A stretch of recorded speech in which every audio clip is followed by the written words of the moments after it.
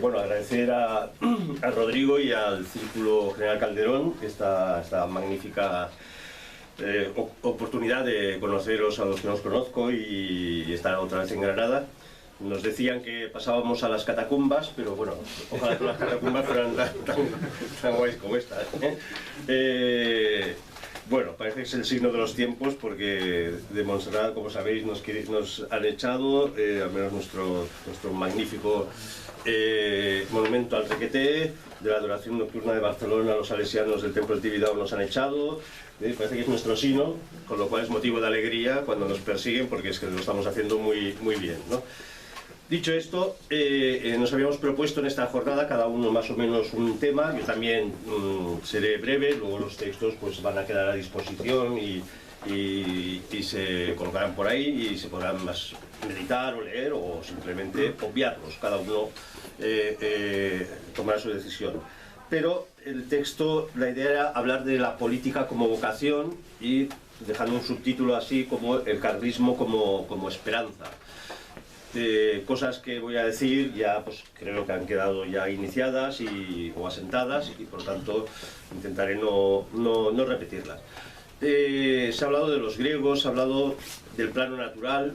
En el plano natural tenemos muchas pistas que nos dan los griegos en la política, porque en ese proceso revolucionario moderno, que luego haremos pequeña alusión, ya nos han colado un primer gol que todos habremos escuchado mil veces, cuando se nos dice la democracia es el menos malo de los sistemas, y entonces pues hay que ser democrático, ¿eh?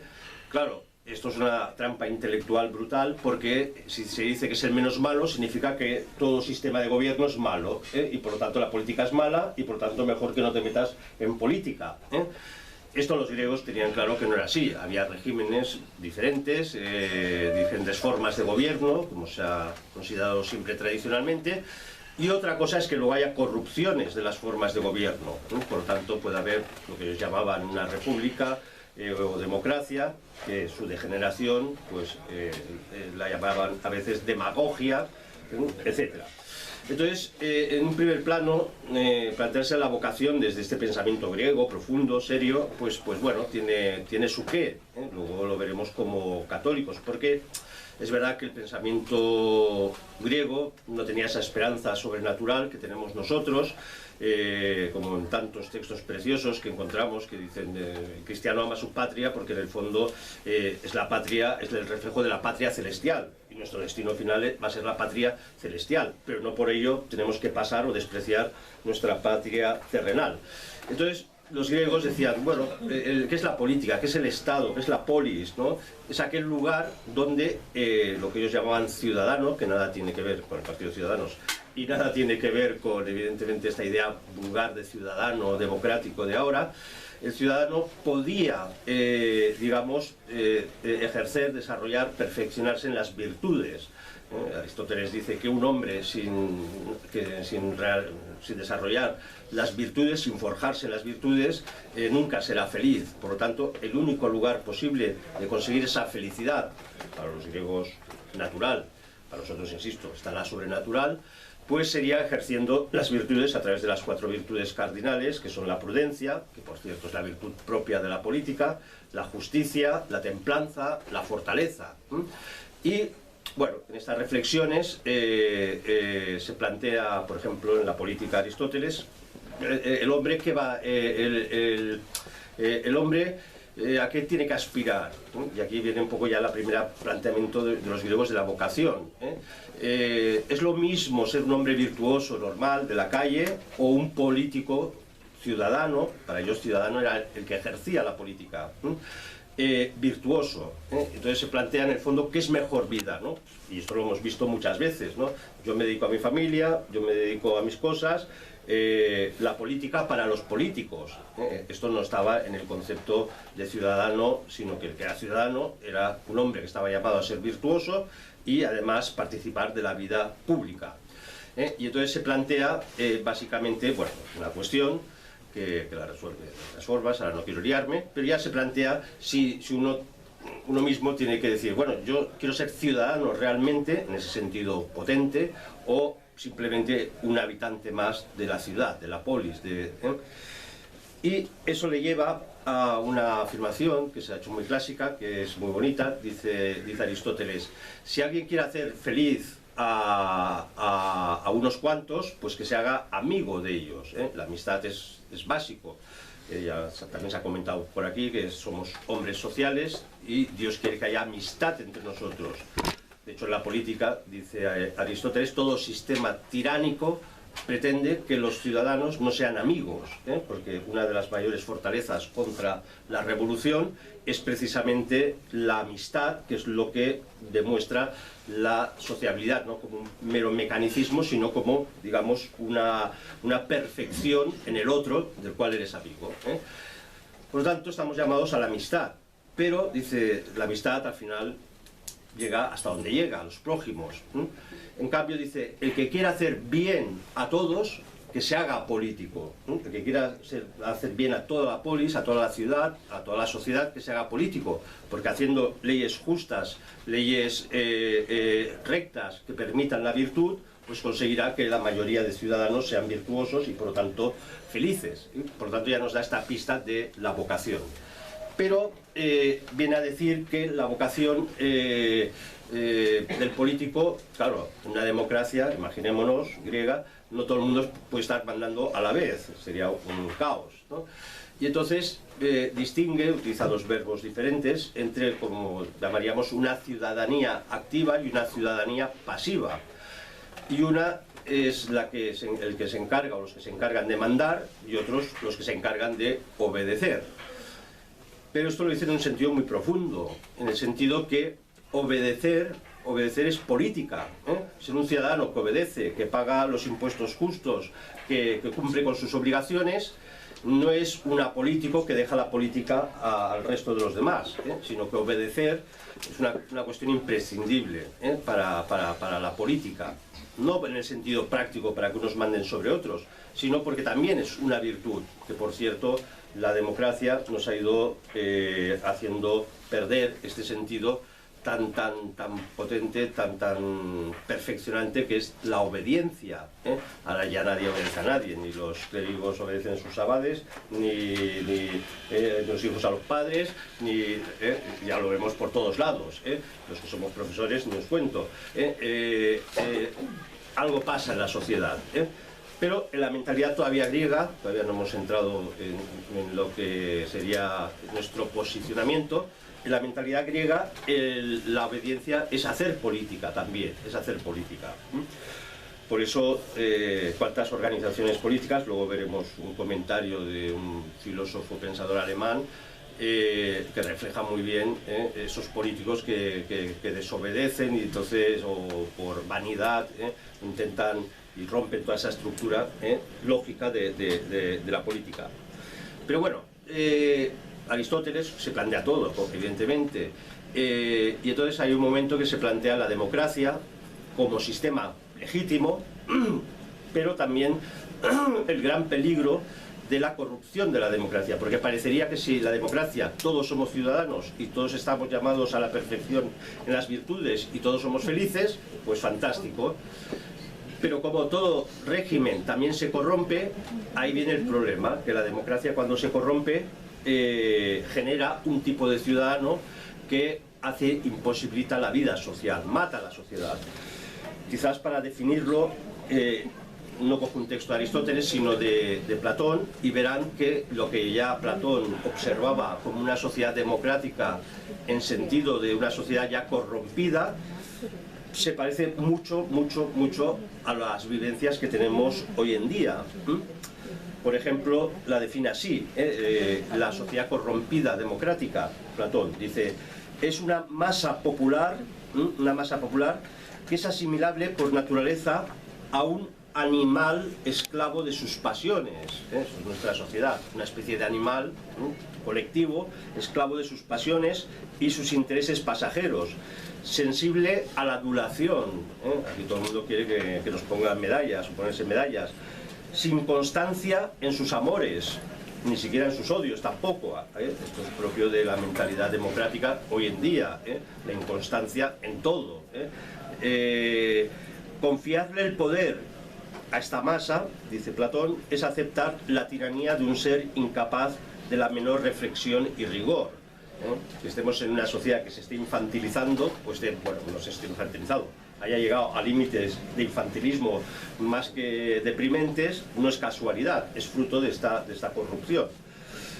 Cuando la masa designa sus magistrados, lo hace en función de unas competencias que cree haber observado. Por ejemplo, especialmente en la oratoria. Esto es absurdo, si nos fijamos, la democracia es absurda.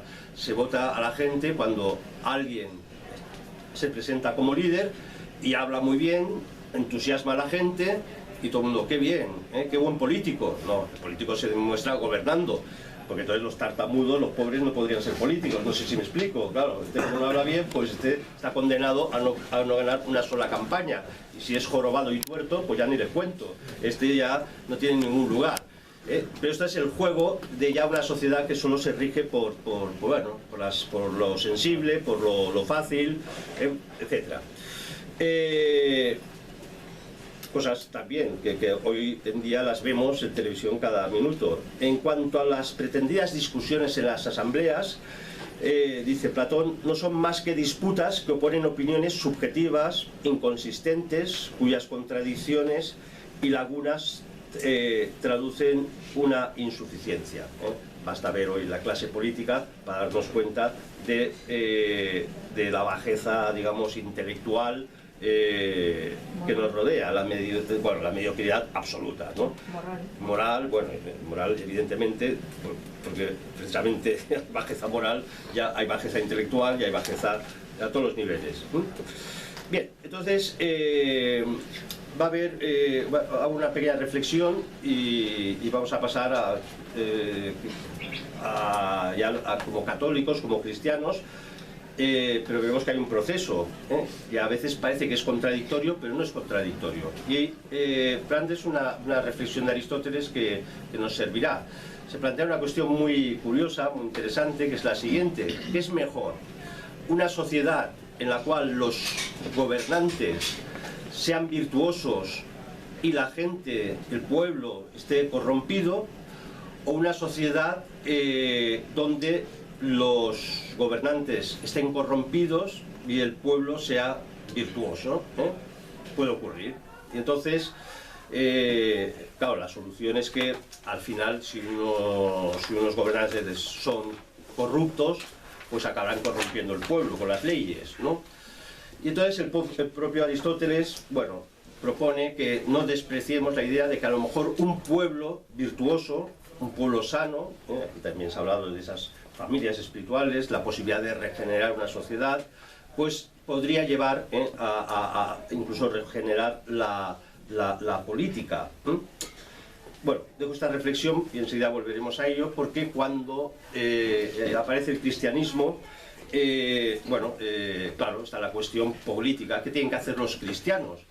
Y los 2, 3, 4 primeros siglos del cristianismo, la postura del cristiano no es la postura ante la política de hoy en día, porque van a pasar una serie de cosas que van a cambiar. ¿Dónde lo podemos encontrar mejor reflejado? Pues hay un texto, es la carta a Diogneto del siglo II, que por cierto nadie supo de ella hasta el siglo XVI, y además se lo encontró un monje que estudiaba y se estaba en Venecia y se la encontró en una pescadería y casi la envuelven en una merluza, la pobre carta, y es uno de los textos más preciosos que hay del primer cristianismo, donde se plantea, no se sabe el personaje, a Diogneto, que tampoco sabemos quién es, se plantea qué tienen que hacer los católicos, los cristianos. Y dice la carta, los cristianos, bueno, define lo que son los cristianos. Esto es muy bonito, si lo pueden lo buscan y si no lo publicaremos en algún blog. Dice, los cristianos cumplen todos sus deberes de ciudadanos, eso de obedecer, que hemos dicho antes. No había cristianos que se plantearan, yo quiero ser emperador para ser católico y luego regenerar la sociedad. era una sociedad pagana. Por lo tanto, los católicos, la forma de hacer política era obedecer. Viven en la tierra, pero su ciudadanía está en el cielo, lo que hemos dicho antes. Frente al mundo pagano, nuestra patria es la patria celestial, es la patria definitiva, donde por cierto habrá sociabilidad. Pero en la patria terrenal pues estamos. Y dicen, somos los primeros, los cristianos, en obedecer a las autoridades, en rezar por ellos. Y esto lo vemos en San Pablo, como constantemente pide rezar por los gobernantes, y esos gobernantes eran paganos, hacían ofrendas a dioses, eran idólatras, pero esa era la función del cristiano. Y como mucho, la política era el martirio, porque cuando el cristiano, y hay muchos textos en la patrística, insisto, preciosos, reza por el emperador, porque tiene que rezar por el emperador, y muchísimos cristianos se fueron extendiendo el cristianismo por las legiones, por los soldados. Por eso hay tantos santos en aquella época que habían sido como San Jorge, legionarios, soldados. Pues estos, cuando rezaban por el emperador, rezaban hasta que les decían, tienes que rezar porque el emperador es Dios. Entonces decían, no. Y entonces eso es idolatría, y entonces era cuando venía la persecución y el martirio. Por eso todas las persecuciones, todas, siempre han tenido esta dimensión claramente política. El cristianismo, por mucho que quiera, no puede desprenderse de la política, porque cuando es perseguido es por odio a la fe, pero siempre bajo el recubrimiento de política. Entonces, bueno, cuando el cristianismo fue avanzando, pues evidentemente se plantea, y vuelvo a lo de Aristóteles, pues esas dos posiciones.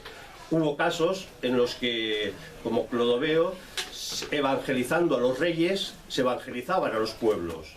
Por tanto, la importancia que siempre le ha dado la Iglesia a evangelizar a los nobles. Lo decía San Ignacio de Loyola, convierte a un rey y harás muchísimo más bien que convirtiendo a muchos pueblos, porque un rey convertirá todo su reino.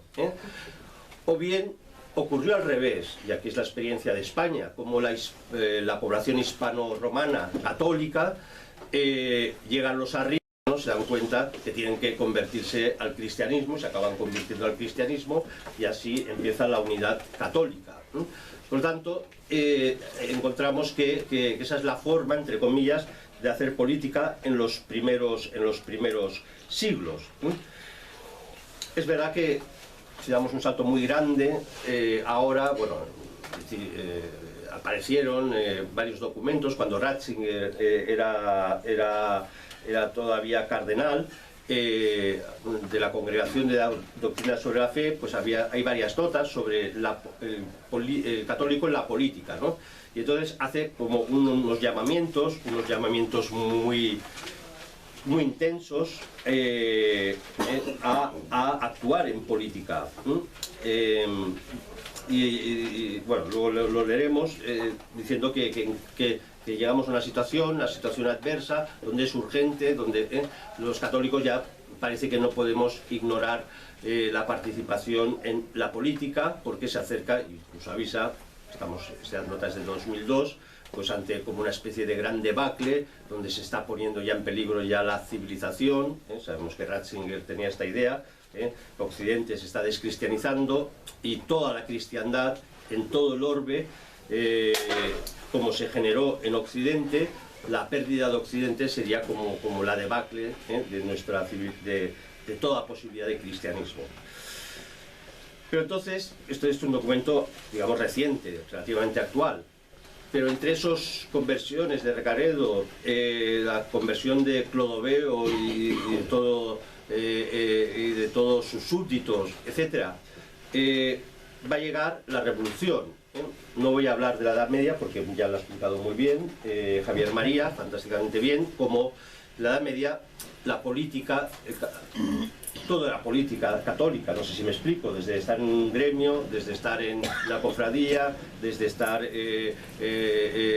sirviendo a la Iglesia, de estar haciendo cruzadas, todo era, cada uno ocupaba su lugar, cada uno encontraba su lugar natural. Por lo tanto, alguien que era rey, nadie tenía envidia de rey. Hoy las envidias que levanta la política que luego lo leeremos en ese texto del alemán Max Weber, eran desconocidas, porque cada uno asumía el lugar que le había puesto Dios en la sociedad. Y entonces, pero llega la Revolución Francesa, y esto es lo que diferencia la postura del católico frente a la postura de los primeros cristianos, como esos de la Carta de Oneto, que sabían que tenían que rezar por las autoridades, aunque fueran paganas, excepto si les obligaban a la idolatría, y si no, pues tenían que aceptar el martirio. El gran problema, como bien se ha comentado aquí, es la revolución. Y por lo tanto, el católico se encuentra por primera vez en la historia que sociedades que habían sido evangelizadas se convierten en sociedades apóstatas. Y una sociedad apóstata es una sociedad profundamente resentida contra el origen que le ha dado a esa sociedad, el origen espiritual, que es la propia Iglesia Católica. Por lo tanto, la política va a cambiar de parámetros y vamos a encontrar bueno, toda una serie de situaciones. Lo voy a resumir. En el siglo XIX los católicos, de verdad, aquí en España y en Francia y en muchos sitios lo pasan muy mal. Lo pasan muy mal porque en todo el siglo XIX, si es verdad que en la Revolución Francesa hubo una gran resistencia en Francia, pues una resistencia realista, en la Vendée, los proletarios de Lyon contra la Revolución Francesa, la Normandía, los Chouans en el sur, que todavía se sentían españoles, que lo que han mal llamado la Cataluña Norte, el Rosellón, todas estas zonas se levantan contra París porque todavía hay sociedad viva y además son profundamente católicos y además llevan el Sagrado Corazón, igual que los carlistas en la Cruzada.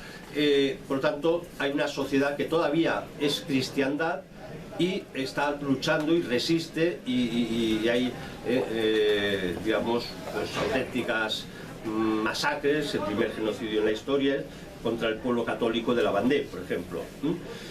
Pero bueno, va avanzando ya el siglo XIX, va avanzando la revolución y se va constituyendo, se va asentando el poder revolucionario, el poder liberal.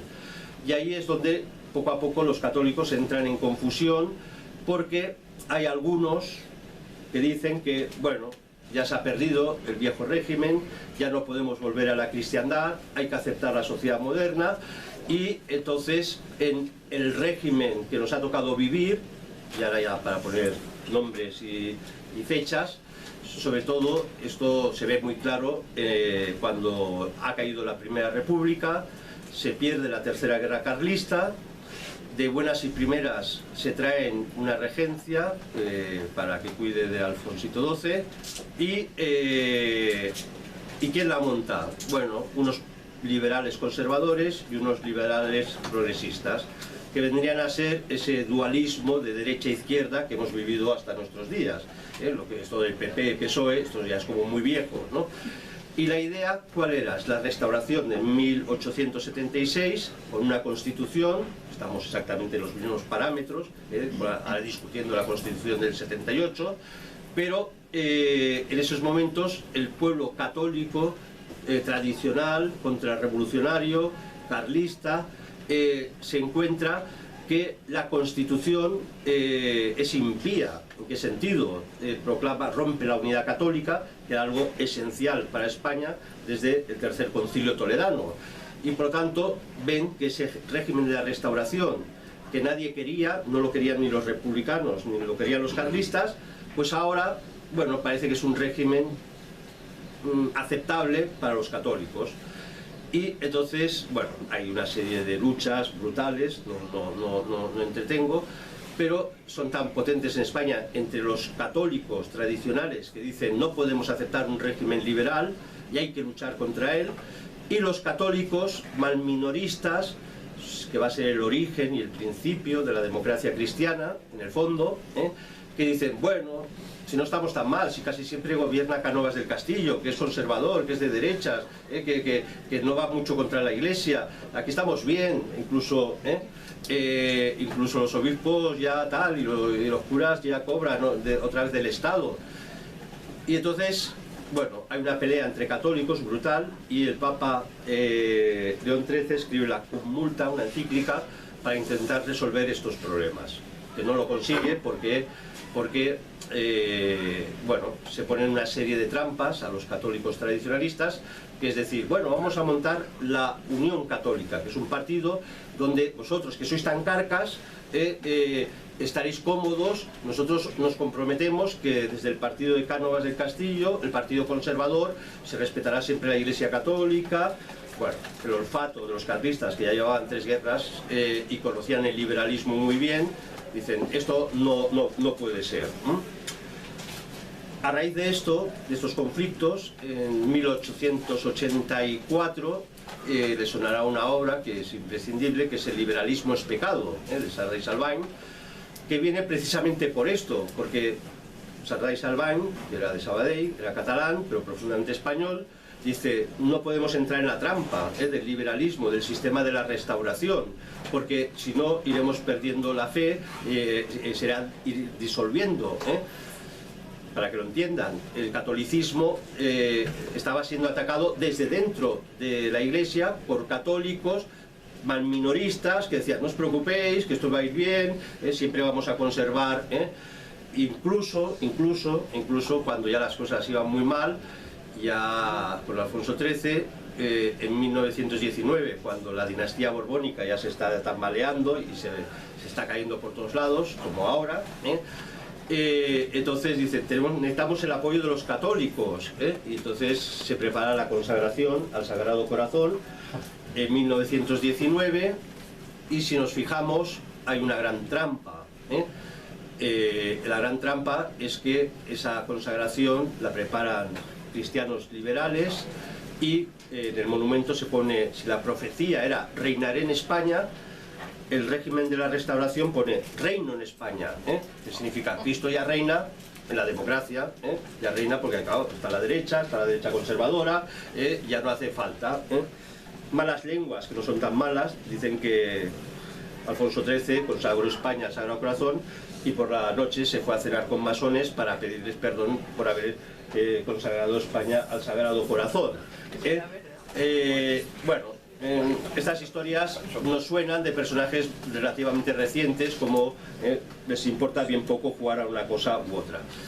Pero bueno, esto fue terrible para los católicos españoles, para los católicos franceses, los católicos italianos, el Ralliamont. El pobre León XIII obliga a los católicos que habían sido fieles a la monarquía, que había derrocado la Revolución Francesa, que identificaban la lucha a favor de la monarquía católica con la defensa de la fe católica, que habían sufrido innumerables persecuciones. Insisto, el primer gran genocidio de la historia moderna en la Vendée. De repente, el Papa, luego se arrepintió, León XIII, pide que los católicos acepten la República, que se llegará a un concordato, que bueno, que se permitirán que las escuelas sigan llevando el crucifijo, que se permitirá, se tolerará la religión católica. Incluso los gobernantes republicanos en Francia, que todos eran masones, pues hicieron ver que todos eran muy buenos. También aquí lo vemos, aquí de vez en cuando te sale un socialista que dice que va a misa y que no os preocupéis, no pasa nada. Pero claro, al cambio del siglo, entraremos en el siglo XX y la República se muestra como verdaderamente es, profundamente revolucionaria, quita todas las, prohíbe las iglesias, la educación católica, y empieza un proceso de secularización, que los pobres católicos se quedan descolocados, ¿no? Si el Papa nos ha dicho que participemos por la República, ya resulta que la República nos está atacando profundamente. Bueno, todo esto ¿a qué lleva? Lleva a que la propia Iglesia se plantea, en el propio magisterio, si uno estudia la evolución y el contexto histórico, que en estos momentos dificilísimos el católico tiene que tomar decisiones sobre su vocación política. Y a veces, ahora parecerá que es una sorpresa, ahora parecerá que digo, me contradigo, pero no. Hay lo que llamamos el non expedit. El non expedit es no participamos, no puede ser, no conviene. Sabemos que cuando los papas se encontraban, o nosotros, los santos, se encontraban en una última situación, a veces políticamente se iba cediendo, se iba cediendo, se iba cediendo, y hay un momento que el Papa dice, non possumus, no podemos, esta es la línea, ya está, aquí, matarnos, exterminarnos, pero ya no podemos ceder más, ¿eh? Que creo que es una posición, por cierto, que con respecto al presente régimen vigente, hemos llegado al non possumus, ¿eh? No podemos ya no podemos dar un paso más atrás, ¿eh? Ya se han cruzado todas las líneas rojas. Y entonces, Pío IX expone el non expedit, porque, si nos acordamos, Italia, una parte italiana, los estados pontificios, y la unificación de Italia por la monarquía de los Saboya, más los garibaldinos y todos estos, es una imposición masónica, es una imposición revolucionaria, claramente contra el papado, para que el papado se quede sin los estados pontificios y por tanto descabezado en una situación de absoluta alegalidad. Y entonces algunos católicos y sacerdotes decían, vamos a movilizarnos políticamente, vamos a organizarnos, vamos a participar en las elecciones italianas. Y el Papa dice, non expedit, no conviene, no podemos los católicos participar en un régimen que es profundamente anticatólico, que por cierto los Saboya luego nos mandaron a Amadeo aquí para acabar de fastidiarnos, que por suerte duró bien poco, porque el tío dijo, aquí qué pasa, ¿no?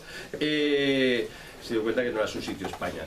Y entonces, este non expedit a veces puede ocurrir, imaginemos los católicos en la Unión Soviética que hicieran la tontería de decir, bueno, si nos infiltramos en el partido, en el PQS, en el Partido Comunista, y llegamos al Comité Supremo y tal, a lo mejor desde el poder cambiamos la Unión Soviética. Bueno, esto me suena a aquellos que dicen, ¿por qué no nos metemos en el PP y entonces a través de esto cambiamos No, mire, el PP te va a cambiar a ti, tú no vas a cambiar al PP, ¿eh?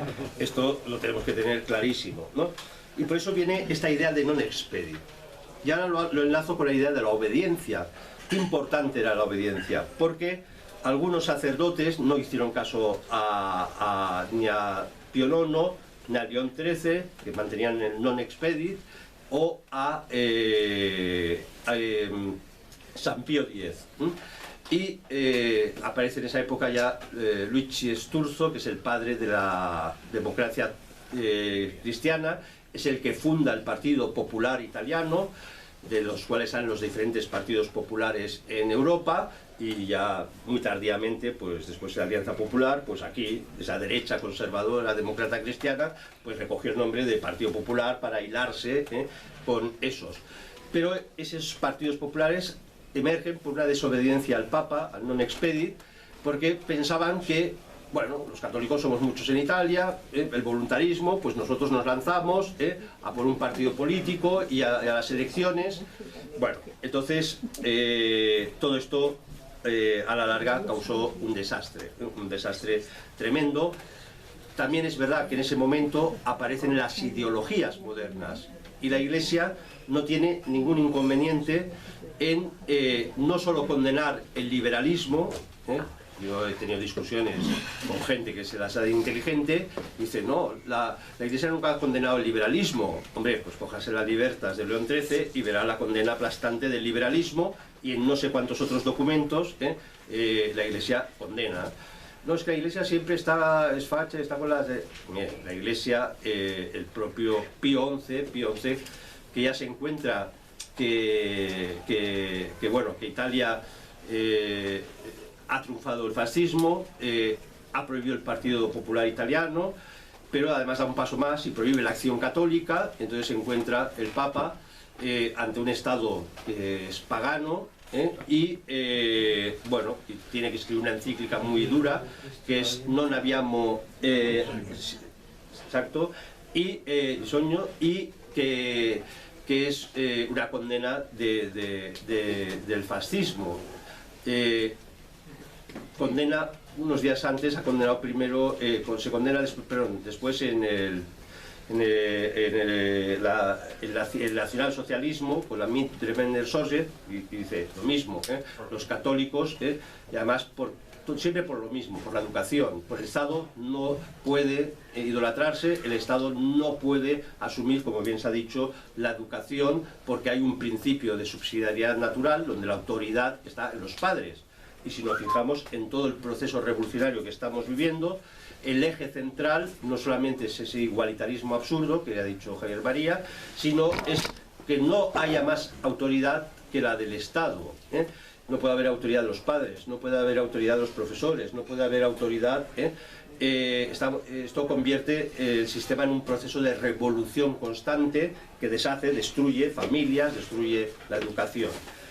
O luego ya viene la condena de la Divinis Redentoris, muy potente contra el comunismo, donde posiblemente se han dicho las cosas más tremendas sobre los epítetos más duros contra el comunismo, porque Pío XI, claro, está viendo cómo las ideologías modernas no son asépticas, son profundamente anticatólicas, son idolatrías, otra vez, ya no es el emperador romano, pero ahora es un Estado que se fundamenta en la raza, o es un Estado que lo quiere absorber toda la educación, o es un Estado comunista, que por cierto, claramente Pío XI no se deja engañar y dice: la causa del marxismo es el liberalismo, las injusticias y el egoísmo del liberalismo es lo que ha traído el marxismo y el socialismo, deja las cosas muy claras. Y además es el Papa que fue engañado en el año 26 con la cuestión cristera, y en el pleno 37, que es cuando condena el comunismo, España está encruzada contra el comunismo, y el Papa tiene claro que no puede dejar abandonados a los católicos españoles, como le dolió y se dio cuenta tardíamente que la Iglesia había dejado tirados a los cristeros mexicanos. Por cierto, en todas estas encíclicas el Papa Pío XI utiliza una expresión que hoy nos acusarían de lo que siempre nos acusan, los ultraderechistas de la boina roja.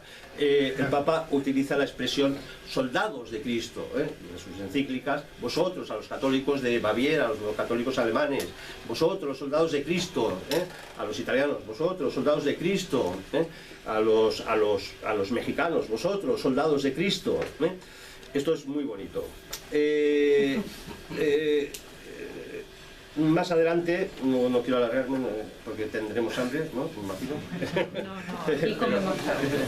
Pero avanzando un poquito, la Iglesia ha tenido muy claro, otra cosa son los interpretadores, lo que ha dicho, que dicen, los que dicen que ha dicho la Iglesia y nunca ha dicho, porque papas como Pablo VI, que cada uno tiene sus devociones, a unos papas u otros, y yo Pablo VI pues no le tengo, bueno, tampoco me dice nada, o sea, no, pero no pasa nada, no es pecaminoso, pero Pablo VI decía cosas también con una solidez que hoy cuesta encontrar.